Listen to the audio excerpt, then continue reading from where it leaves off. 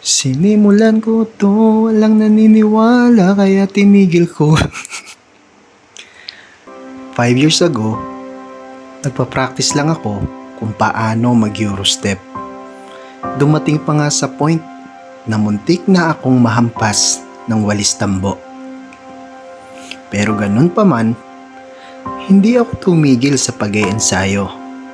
Paulit-ulit ko itong ginagawa upang ma-apply ko na sa totoong laro. At dumating na nga ang oras na magagamit ko ito sa liga na sinalihan ko. Ito nga pala si Obe, ang best point guard ng Bicol area.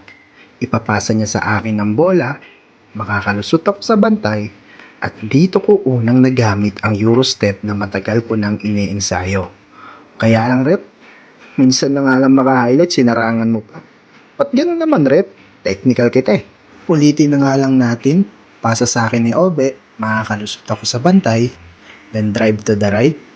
Pero sa left ako pupunta, at saka ako siya i-lay up. Uy! Rep, may foul dun ah. Eh grabe naman yan, hindi mo pa nakita rep. O sige, replay natin rep.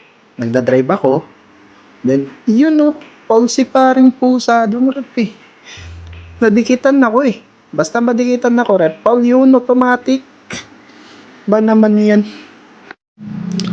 Ay nako, anyway, na-shoot naman yung bola, kaya syempre, takbong Bartisi, yan o. Takbong Bartisi lang syempre.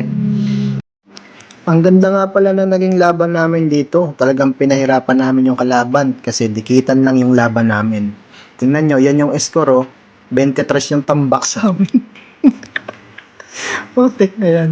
Pasuko na kami yan eh oh. May oras pa yan eh. Pero wala na. Total surrender na. Ayaw na. Ayoko na.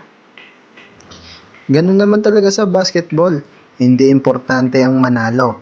Ang importante, may highlights ka para pang my day mo.